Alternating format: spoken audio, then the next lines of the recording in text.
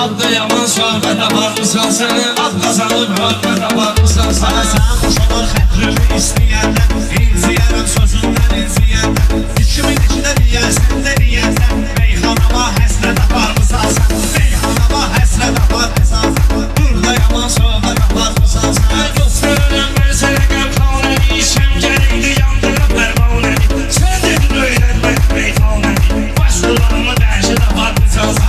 Bu qar qəlbimə sancılan ox idi, meyxanada ömrü boyu tox idi. Mən deyəndə meyxana sən yox idi, ömür boyu qeybət aparırsan sən. Ömür boyu qeybət aparırsan sən, burada yaman söhbət aparırsan sən. Ruslan mənə söhbət eyləyə bilməz, nə də sənətmə rəğbət eyləyə bilməz. Yuxar kişidir qeybət eyləyə bilməz, baxın məndən ibrət aparırsan.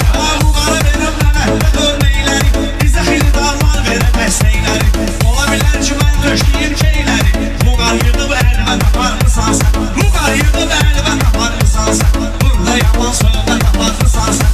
Arzusan mən sənə pis niyyəti, göstərərəm mən sənə mahiyyəti. Dəqiq bilmirəm belə şəxsiyyəti, kağızda şəxsiyyət aparırsan sən.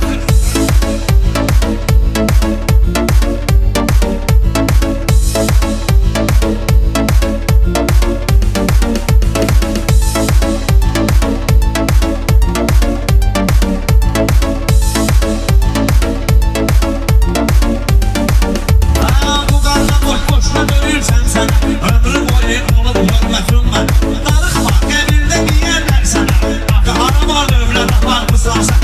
Axı hara var dövlət aparırsan sən, burada yaman söhbət aparırsan sən. Burada yaman söhbət aparırsan sən, ad qazanır hörmət aparırsan sən. Ruslan səninlə eləyərəm söhbəti, söhbətimiz qorxusu yoxdur bəti. Kim aldı aparır varı dövləti, bir təmiz ad rəhmət aparırsan sən. Kədərli gülmərəndə gülmək olmaz, təhlübə hər adamla dönmək olmaz. Rəhmət aparmağı elə bilmək olmaz, o da ki ya qismət aparırsan sən.